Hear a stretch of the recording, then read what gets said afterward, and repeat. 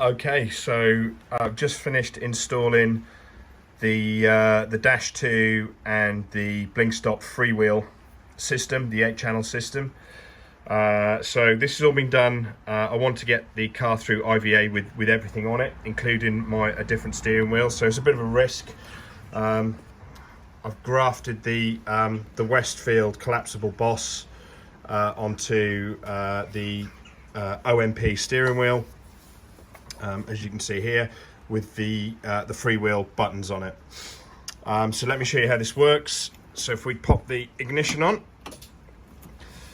you can see we've got all the usual things. We've got headlights on the dashboard, because that needed you couldn't run that through the freewheel because it needs to work with no ignition on.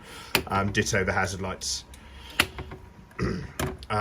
Menu system, so all the edit buttons are on the dashboard, and the up and down and the selects, and obviously you can go through the screens then if you want to from here. That later on could potentially be moved to the freewheel to do the left and right on the screens. So how does the freewheel function with the Dash2? If I just pop the wheel on there, at the moment the display's a little bit inhibited by this boss adapter. That'll change later on. So if I just pop the headlights on, you can see side lights, fog lights don't work. If I put the dip beam on, then fog lights do work.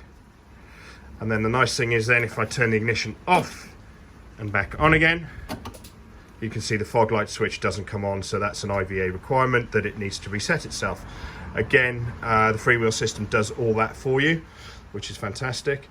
We got things like the brake warning light check on here, obviously the horn, left and right indicators, which turn off after, I think they're flashing a bit fast at the moment because I haven't got the front indicators connected, but being the Blinkstop system, obviously they turn off after I think it's about 10 seconds, but you can change that.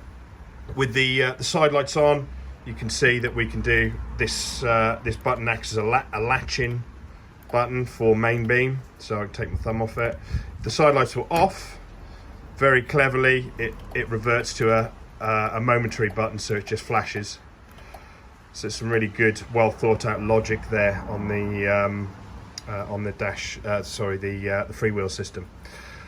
All in all, absolutely fantastic. I'm thrilled with the way it looks. I think it looks great. I need to just attach the dashboard in properly. The wiring is, as you can imagine, is a lot neater behind the dashboard, and yeah, great system. I've got a pad for the main steering wheel, so hopefully that'll get me through IVA. But yeah, we'll see how it goes. But thanks to everybody for their support putting all this together. The wiring is, I would say, straightforward. It is straightforward, but there's a lot to do. But great system when it's all done and up and running.